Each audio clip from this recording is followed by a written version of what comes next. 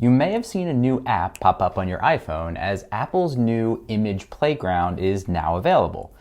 And it's interesting.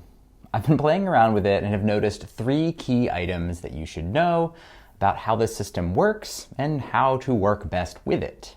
To start though, Image Playground is a tool to create AI-generated images directly on your iPhone. It fully uses on-device processing, so anything you submit stays with your device, unlike services like OpenAI. You can use this tool to create a little AI avatar of yourself or to send silly pictures to your friends. The first and easiest way to use it is to simply click on the buttons that appear at the bottom of the page. You can choose between some suggested items, as well as themes, costumes, accessories, and places. Simply tap to select, and then you can tap again to remove. As soon as you begin adding items, the playground will start creating images. You can mess around and combine winter holidays with a bow tie and a stage to get a Frosty the Snowman performance. Add sunglasses and a baseball cap, and you get whatever this is. Seriously though, the snowman in the background, is he okay? Not every combination of items will work though, which leads us to our first key item. Image Playground wants a primary subject. Subject can be just about anything, but it definitely prefers them to be either people or animals.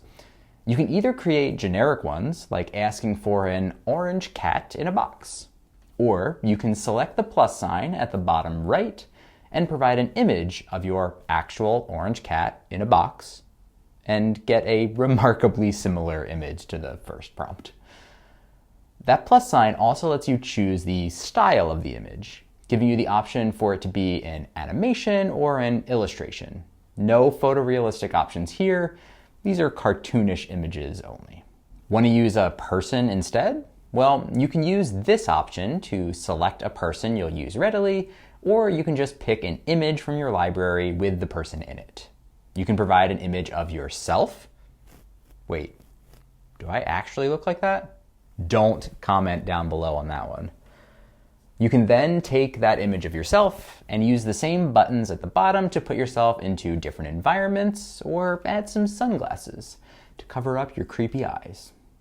You can also put in custom prompts to change the scene, like adding a keyboard. There we go. That's looking more natural already.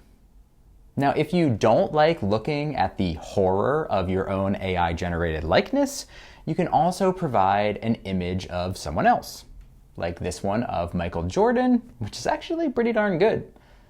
Playing around with sending in your own images will soon lead to discovering the second key item, which is that Image Playground only supports a single main subject. I learned this because I wanted to use an image of the cast of my favorite TV show, Seinfeld. I grabbed an image of the cast, and Image Playground ignored everyone except for Jerry. Which is interesting because he's not even in the middle of the photo, so I'm not exactly sure why it specifically selected him. Either way, even though I had to settle for a single character, I obviously asked it to put Jerry in a New York City coffee shop, and oh my gosh, I think we now know what a 2025 remake of Seinfeld would look like. The fact that you can't use multiple subjects means no pictures of you and your cat, or you with your best friends, just one object and a background. Unfortunately, that's it. Anyway, speaking of remakes of my favorite TV show, how about a remake of one of my favorite movies? So to do that, how about we take an image of Tom Hanks and put him on a deserted island after a plane crash? Well, if we do that, we'll see key item number 3. Image Playground often gets confused. This is common with AI. So we've got our Tom Hanks and our island, but for some reason, Tom didn't get any hands. Must have lost them in the plane crash? I don't know. As you play around more and more, you're bound to stumble upon other oddities, like scary background snowmen, hockey sticks that are in multiple pieces, this backpack that wears boots, or this backpack who decided to start a campfire with his boots, or this monstrosity where the soccer player has a claw for a hand. Oh, and an opposing player for his other hand. The list goes on. Once you have an image that you actually like, you can click Done in the top right corner to save the single image that you're on, along with the prompts, into a sort of camera roll exclusive to the Playground app. Any image saved from Image Playground will have a little metadata tag that's data about the picture, so that it'll show that it was generated from Image Playground. This is something that'll help you know if an image is AI generated, at least with this tool. Anytime you open the app, it will bring you to the camera roll sort of page with all of your masterpieces. You can then select one to either share it, delete it, or you can edit the image, which brings you back into those prompts that initially created it. When you do this, it'll automatically start generating new alternative options for your prompts. Once you're done editing or choosing a new image, you can click Done to either save over your existing image or create a duplicate one so that you can maintain both files. Just note though, that since these are AI generated, if you save over something or don't save something, you may not be able to ever get back to its original form. Every time AI creates something, it's a bit of a toss-up. In testing, I've run into a few limitations that I wanted to call out. First, just in order to get the app, you need to make sure you download iOS 18.2 or later. Additionally, you need to make sure that you have either an iPhone 15 Pro or Pro Max, any iPhone 16 model, or if you're watching this in the future, anything beyond the iPhone 16. Ultimately, this is because there's a lot of on-device computation taking place to run these models, and so you need to have a phone that is powerful enough to do so.